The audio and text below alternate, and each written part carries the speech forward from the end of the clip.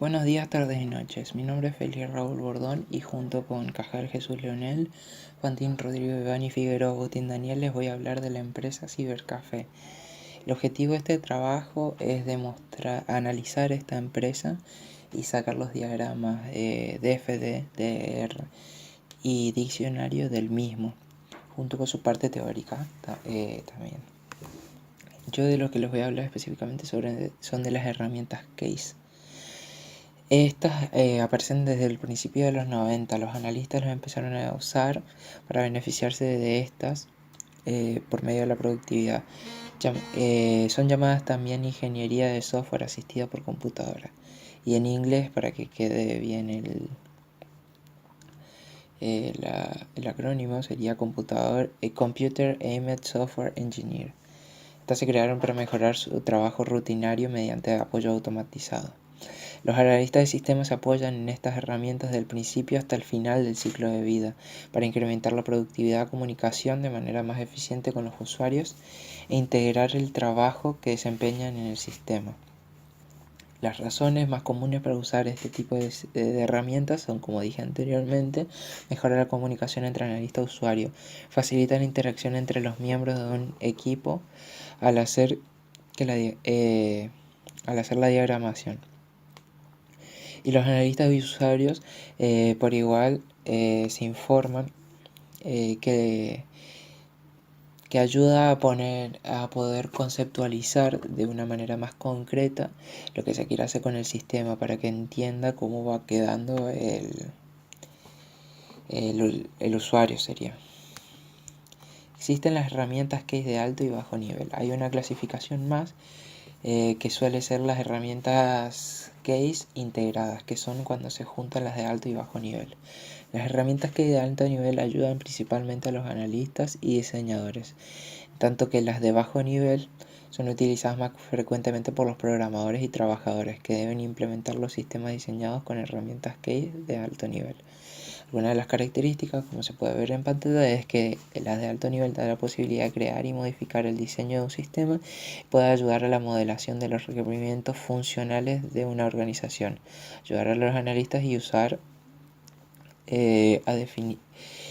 a definir el alcance de un proyecto determinado.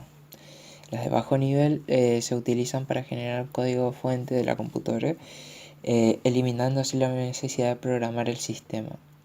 La generación del código tiene varias ventajas, como puede ser que se genera más rápido, se reduce el tiempo invertido en el mantenimiento, se puede usar más de un lenguaje. La generación del código ofrece una forma más económica de ajustar los sistemas comerciales de fabricantes, y el código generado está libre de errores de programación.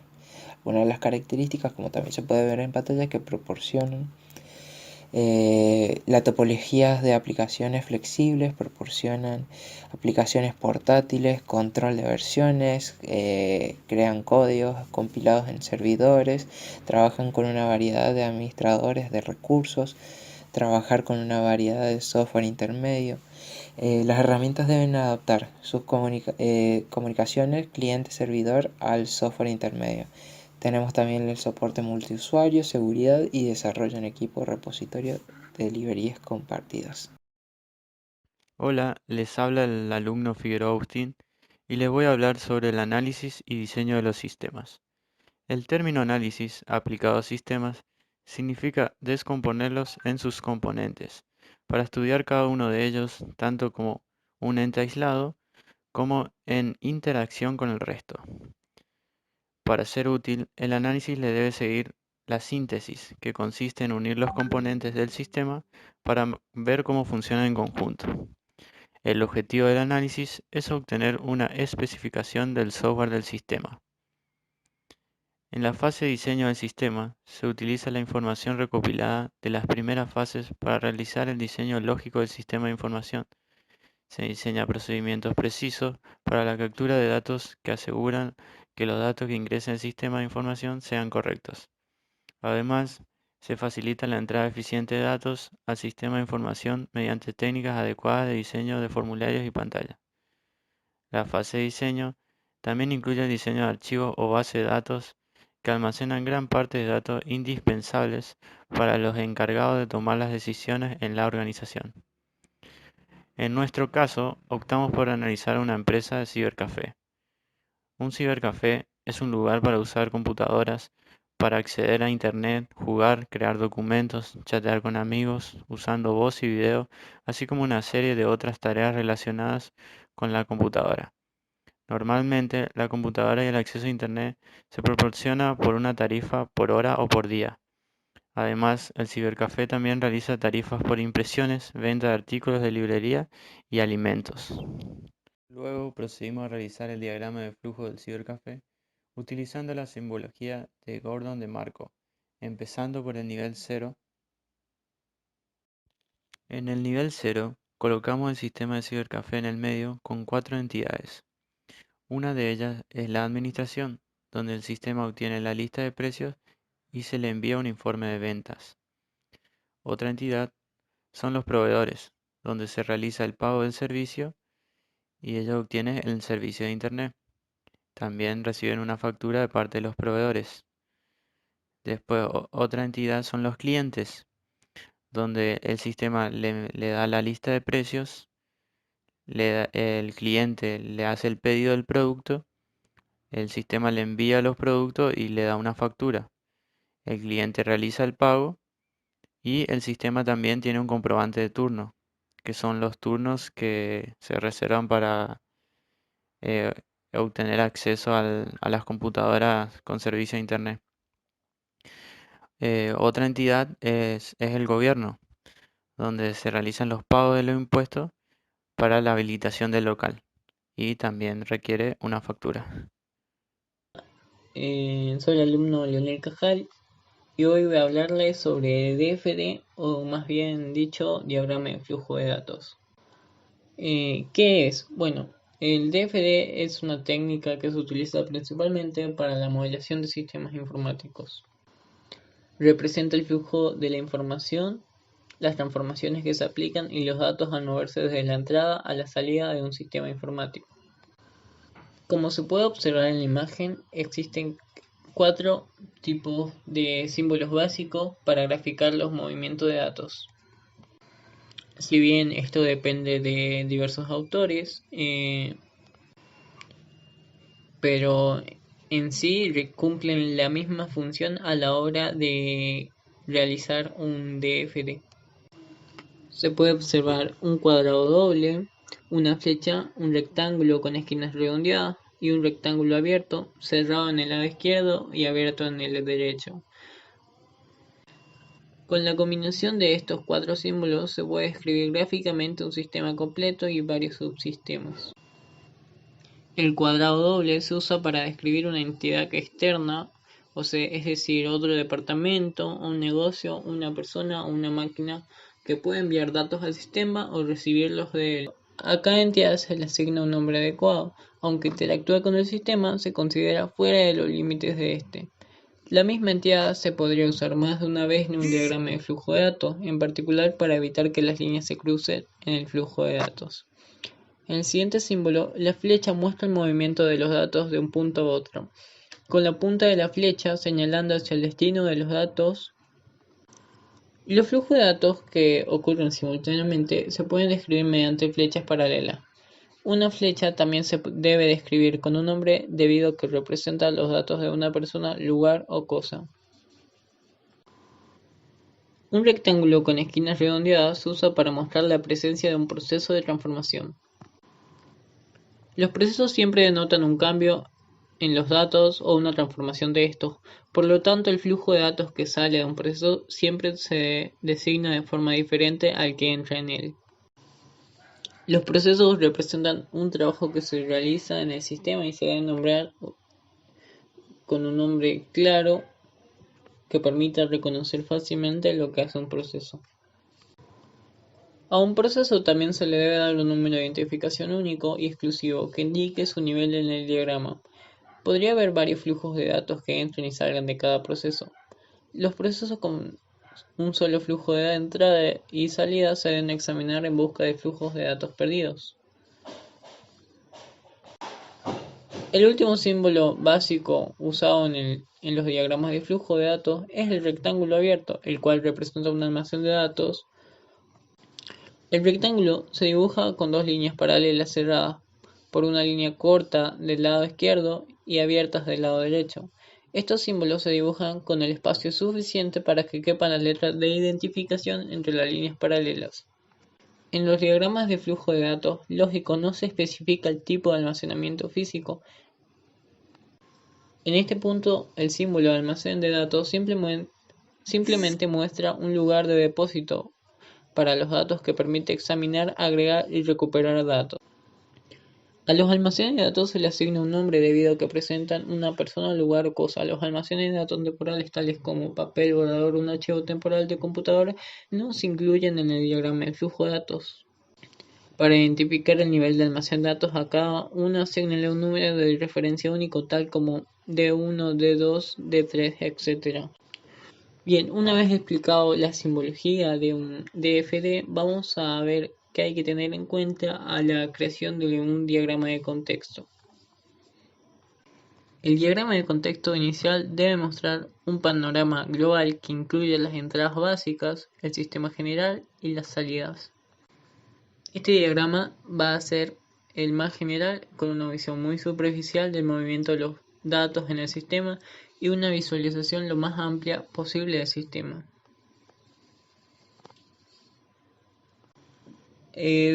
Para la creación de diagramas hijos o niveles más detallados, cada proceso del diagrama cero se puede a su vez ampliar para crear un diagrama hijo más detallado. El proceso del diagrama cero a partir del cual se realiza la ampliación se llama proceso padre y el diagrama que se produce se llama diagrama hijo. La regla principal para crear diagrama hijo es el equilibrio vertical. Estipula que un diagrama hijo no puede producir salida o no puede recibir entrada que el proceso padre no introduzca o reciba también. Siendo así que mi compañero ya nos explicó el diagrama de contexto del sistema de cibercafé, voy a pasar directamente a explicarles el diagrama hijo o diagrama de nivel 1. Viendo cómo cada entidad se relaciona con los procesos y cada proceso se va a relacionar con un almacén o un almacén con un proceso, demarcando así los flujos de datos que serían las flechas. En la sección de proveedores mandan los productos y servicios hacia administración. También generan informe de precios y eso también genera una factura que se le envían a la administración. Así también se puede demarcar como el proceso 4, registrar pago de impuestos, guarda las facturas en el almacén facturas. Y se ve como por ejemplo que la entidad de gobierno interactúa con ese proceso registrar pago de impuestos.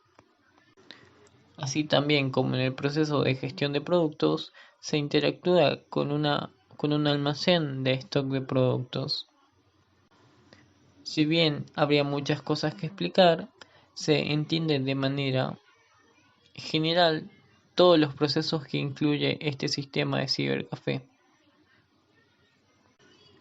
Ahora bien, mi compañero pasará a explicar el nivel 2. Bueno, básicamente lo que podemos ver en el nivel 2 es cómo los subprocesos se van achicando cada vez más. Por ejemplo, vamos al 1.1 que es el hacer control de stock. Esto lo va a hacer por medio del almacén de stock, va a hacer un pedido del producto y va a obtener la información del precio. El siguiente paso sería el de 2.1, existencia de producto. Va a ir a revisar el producto de nuevo al almacén y va a hacer un pedido del mismo para comprobar. Después en el tercero, que es obtener venta, va hasta el almacén de venta, calcula el valor y hace un informe a ventas. El 4.1, que es obtener factura, se la paga la misma, se obtiene un comprobante y se imprime y se guarda en el almacén factura, que a la vez está relacionado con el almacén de venta. Un error que tuvimos acá es que obtener comprobante no tiene el índice, que sería el 4.3. El siguiente sería obtener lista producto. Este a su vez va a ir a obtener informe de precios, va a calcular los precios, va a hacer una lista de precios, que este también debería tener el índice 5.4. Ahora pasemos al 6. Se hace una lista de productos vendidos. Los mismos van hasta que se guarda la lista de venta en el almacén de ventas. Y el último de todo, se realiza un turno. Tiene que ir al almacén de ventas para poder registrar el turno y se obtiene un turno. Muy buenas, soy Rodrigo Fantín y voy a explicar el diagrama de entidad-relación y el diccionario de datos. Diagrama de entidad-relación. El diagrama de entidad-relación es un modelo de red que describe con un alto nivel de abstracción la distribución de datos almacenados en un sistema. El DER se enfoca totalmente a las relaciones entre datos, sin dar información acerca de las funciones que los crean o usan. Es una herramienta efectiva de modelado para comunicarse con el grupo de administración de bases de datos. Basándose en la información presentada por el DER, el grupo de administración de bases de datos puede ver el tipo de claves o índices o apuntadores que se necesitarán para llegar de manera eficiente a los registros de la base de datos. Las reglas para las construcciones de diagramas de entidad-relación son su comprensión de la aplicación del usuario, entrevistas con el usuario y cualquier otro tipo de investigación y recolección de información que pueda usar. De esto derivará el modelo inicial de objetos y relaciones. Muchos se preguntan si se debe desarrollarse primero el DFD y luego el DER, o a la inversa. Algunos incluso se preguntan si es necesario realmente realizar ambos modelos, siendo que cualquiera de ellos provee tanta información interesante. La respuesta a la primera pregunta es que no importa qué modelo se desarrolle primero. Uno de los dos modelos pedirá a gritos ser desarrollado primero, según sus propias preferencias, las del usuario o la naturaleza del sistema mismo. ¿Realmente tiene importancia desarrollar dos modelos distintos de un sistema? La respuesta es que depende del tipo de sistema que se esté desarrollando. El diccionario de datos es un listado organizado de todos los datos pertinentes al sistema, con definiciones precisas y rigurosas para que tanto el usuario como el analista tengan un entendimiento común de todas las entradas, salidas, componentes de almacenes y cálculos intermedios. El diccionario de datos define los datos haciendo lo siguiente. Describe el significado de los flujos y almacenes que se demuestran en los DFD. Describe la composición de agregados de paquetes de datos que se mueven a lo largo de los flujos, es decir, paquetes complejos que pueden descomponerse en unidades más elementales. Describen la composición de los paquetes de datos en los almacenes. Especifica los valores y unidades relevantes de piezas elementales de información en los flujos de datos y en los almacenes de datos. Y describe los detalles de las relaciones entre almacenes que se enfatizan en un diagrama de entidad-relación. Notación del diccionario de datos. Existen muchos esquemas de notaciones comunes utilizados por el analista de sistemas. El que se muestra a continuación es de los más comunes y utiliza varios símbolos sencillos. La experiencia de miles de proyectos de procesamiento de datos y varias decenas de miles de usuarios nos ha mostrado que la notación, además, es bastante entendible para casi todos los usuarios si se presenta de manera correcta. ¿Cómo mostrar el diccionario de datos al usuario? El diccionario de datos lo crea el analista durante el desarrollo del modelo de sistema, pero el usuario debe ser capaz de leerlo y entenderlo para poder verificar el modelo. Esto plantea unas preguntas obvias. ¿Podrán los usuarios entender la notación del diccionario de datos? ¿Y cómo podrán los usuarios verificar que el diccionario está correcto y completo? La cuestión de la aceptación por el usuario de la rotación del diccionario puede despistar en la mayoría de los casos. Es cierto, la notación del diccionario se ve algo matemática, pero como se ha visto, el número de símbolos que el usuario debe aprender es muy pequeño. Los usuarios están acostumbrados a la variedad de notaciones formales en su trabajo y vida personal, como por ejemplo las notas musicales. La cuestión de la verificación del diccionario de datos por el usuario lleva generalmente a esta pregunta. ¿Deben los usuarios leer en detalle todo el diccionario para asegurarse de que está correcto? Es difícil imaginar que algún usuario estuviera dispuesto a hacer esto. Es más probable que el usuario verifique que el diccionario es correcto en conjunto con el DFD, el diagrama de entidad-relación y el diagrama de transición de estados o la especificación del proceso que esté leyendo. Implantación del diccionario de datos. En un sistema mediano o grande, el diccionario de datos puede presentar una cantidad formidable de trabajo. No es fuera de lo común ver un diccionario de datos con varios miles de entradas e incluso un sistema relativamente sencillo tendrá varios cientos de entradas. Así que se debe pensar en cómo desarrollar el diccionario de datos, porque es probable que la tarea sea demasiado para el analista. En resumen, construir un diccionario de datos es una de las labores más tediosas y largas del análisis de sistemas, pero también es una de las más importantes. Sin un diccionario formal que defina el significado de los términos, no se puede esperar precisión.